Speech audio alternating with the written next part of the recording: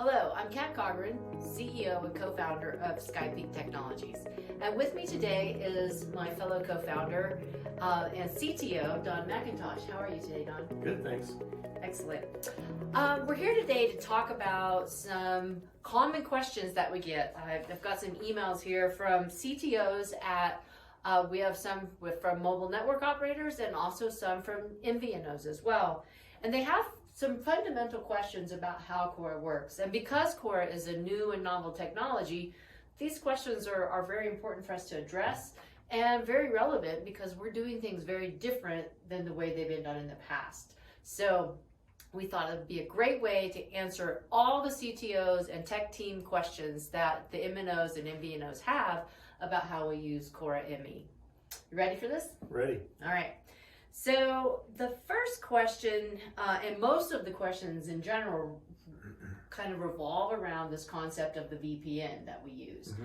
So the first question I have is, how do you log data traffic over the VPN?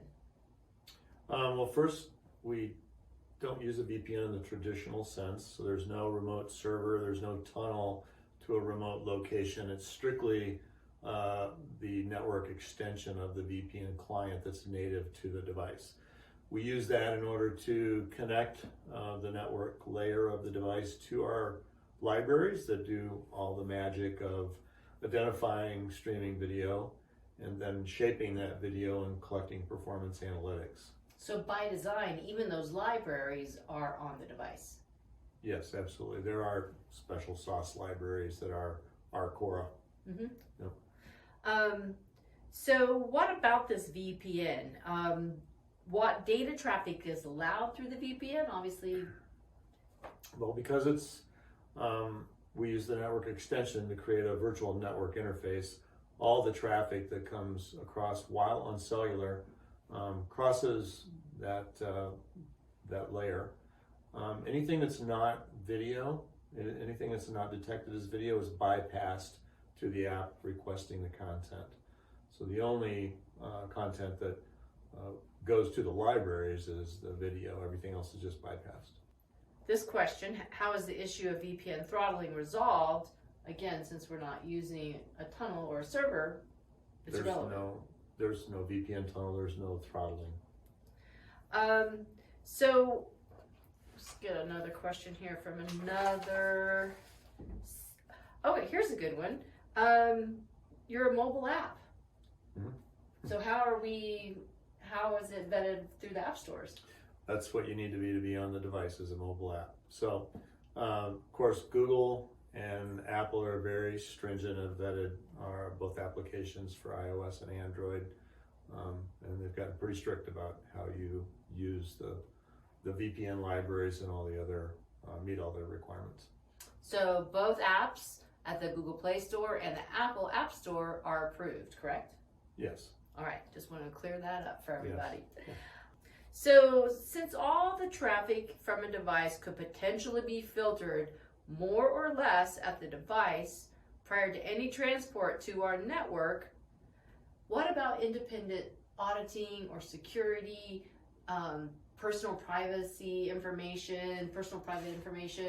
Kind of clear up some of those myths around here. These are some of the questions. So there's no routing of any traffic from the device to any other location. It all stays strictly on the device. Authentication is done using the mobile device number, and we use a one-time password to verify that the device is supposed to have CORA on it, and then an authentication token is generated from the back end, which is Google Cloud Platform, Firebase.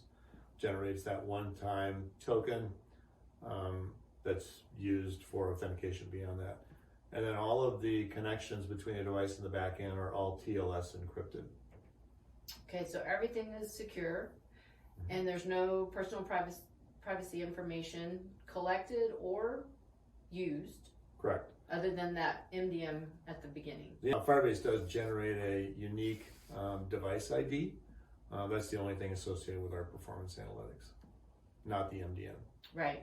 And then how about titles and searches and all of those things that a user might put in there. What about those? So the only performance analytics collected from the stream are the content provider, the duration of the stream, and the amount of data used for the stream. There's no other information or intel collected for performance analytics. So we don't know titles.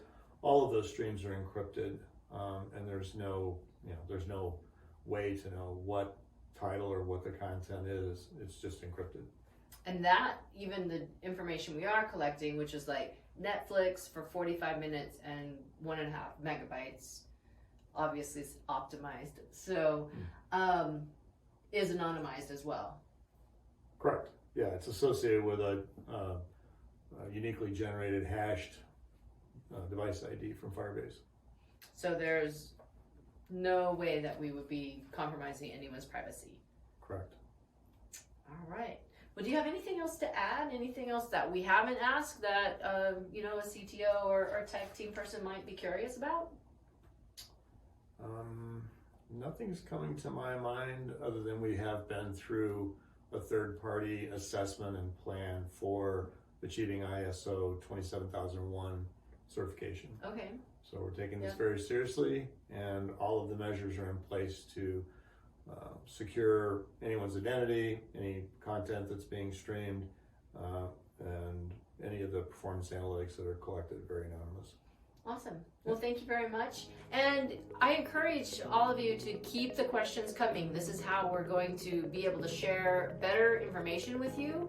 So if you have a question, please reach out to me. It's ccochran@skypeaktech.com. Send the questions and we'll keep answering them. Thank you. Thanks.